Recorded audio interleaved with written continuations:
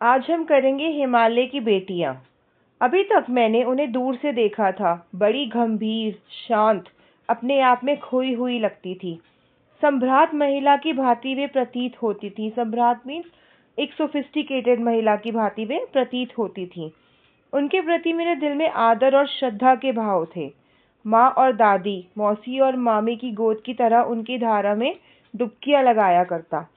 परंतु इस बार जब मैं हिमालय के कंधे पर चढ़ा तो वे कुछ और रूप में सामने थी। मैं हैरान था कि यही दुबली पतली गंगा, यही यमुना, यही सतलुज समतल मैदानों में उतरकर विशाल कैसे हो जाती हैं। इनका उछलना और कूदना, खिलखिलाकर लगातार हंसते जाना, इनकी ये भावभंगी, इनका ये उल्लास कहाँ गायब हो जाता है मैदान में जाकर। मैदान मीन्स प्लेन्स में आकर, जहाँ हम लोग नॉर्थ इंडिया में रहते हैं, प्लेन्स में आकर। किसी लड़की को जब मैं देखता हूँ, किसी कली पर जब मेरा ध्यान अटक जाता है, तब भी इतना कौतूहल और विस्मय नहीं होता जितना कि इन बेटियों की बाल लीला देखकर। कहाँ ये भागी जा रही हैं? वह कौन लक्ष्य है जिसने इन्हें बेचैन कर रखा है? अपने महान पिता का विराट प्रेम पाकर भी अगर इनका हृदय अतृप्त ही है, तो वह कौन होगा जो इनकी प्यास मिटा सकेगा? बर्फ जली नंगी पहाड़ियाँ, छोटे छोटे पौधों से भरी घाटियाँ, भंडुर आदित्यकाय, सरसब्ज उपत्यकाएं, ऐसा है इनका लीला निकेतन। खेलते खेलते जब ये जरा दूर निकल जाती हैं तो देवदार, चीड़, सरो, चिनार, सफेदा, केल के जंगलों में पहुंचकर शायद इन्हें बीते बातें याद करने का मौका मिल जाता होगा। कौन जाने बुड्ढा हिमालय अपनी नटखट बेटियों के लिए कितना सिर ढूंढता होगा। बड़ी बड़ी चोटियों से जाकर पूछिए तो उत्तर में विराट मौन के सिवाय उनके पास और रखा ही क्या है। सिंधु और ब्रह्मपुत्र, ये दो ऐसे नाम हैं जिनके सुनते ही रावी, सतलुज, व्यास, चनाब, झेलम, काबुल कुबा, कपीशा, गंगा, यमुना, सरयू, गंडक, कोसी आदि हिमालय की छोटी बड़ी सभी बेटियां आंखों के सामने नाचने लगती हैं। चिल्ड्रन प्लीज आप ये स्पेलिंग्स की प्रैक्टिस जरूर करेगा इन सारी नदियों के नामों की।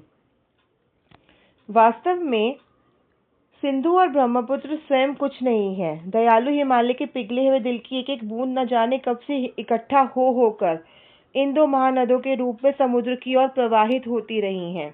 कितना सौभाग्यशाली है वह समुद्र जिसे पर्वतराज हिमालय की इन दो बेटियों को हाथ पकड़ने का श्रेय मिला। सौभाग्यशाली मीन्स बहुत लकी है, श्रेय मीन्स इन्हें क्रेडिट मिला, इन्हें मौका मिला। ओके, जिन्होंने मैदानों में ही इन नदियों को देखा होगा, उनके ख्याल में शायद ही यह बात आ सके कि बूढ़े हिमालय की गोद में बच्चियां बनकर ये कैसे खेला करती हैं। माँ बाप की गोद में नंग धड़ंग होकर खेलने वाली इन बालिकाओं का रूप पहाड़ी आदमियों के लिए आकर्षक भले न हो, लेकिन मुझे तो ऐसा लुभावना प्रतीत हुआ वह रूप कि हिमालय को ससुर और समुद्र को उसका दामाद कहने में कुछ भी झिझक नहीं होती है। कालिदास के विरही यक्ष ने अपने मेघदूत से कहा था, वेत्रवती बेतवा नदी को प्रेम का प्रतिदान देते जाना। तुम्हारी वह प्रेसी तुम्हें पाकर अवश्य ही प्रसन्न होगी। यह बात इन चंचल नदियों को देखकर मुझे अचानक याद आ गई और सोचा कि शायद उस महाकवि को भी नदियों का सचेतन रूपक पसंद था। दरअसल जो भी कोई नदियों को पहाड़ी घाटियों और समतल आंगनों के मैदानों में जुदा जुदा शक्लों में देखेगा, वह इसी नतीजे पर पहुंचेगा। काका कालेलकर ने नदियों को लोक माता कहा है, किंतु माता बनने से पहले यदि हम इन्हें बेटियों के रूप में भी देख लें तो क्या हर्ज है।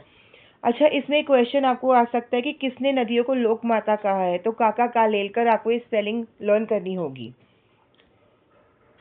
अब यहाँ पर हूँ मैं, और थोड़ा आगे चलिए। इन्हीं में अगर हम प्रेसी की भावना करें तो कैसा रहेगा। ममता का एक और भी धागा है जिसे हम इन्हें जोड़ सकते हैं। बहन का स्थान कितने कवियों ने नदियों को दिया है। तो नदियों को काका कालेलकर ने क्या क्या स्थान दिया है? बेटियों का, फिर माँ का, और फिर बहन का। एक दिन मेरी भी ऐसी भावना हुई थी। थोलिड, तिब्बत की बात है। मन उछट गया था, तबीयत ढीली थी। सतलज के किनारे जाकर बैठ गया। दोपहर का समय था। पैर लटका दिए पानी में। थोड़ी ही देर में उस प्रगतिशील जल ने असर डाला। तन और मन ताज़ा हो गया और मैं लगा गुनगुनाने, जय हो सतलज बहन तुम्हारी, लीला अचरज बहन तुम्हारी, हुआ मुदित मन हटा खुमारी, जाऊं मैं तुम पर बलिहारी।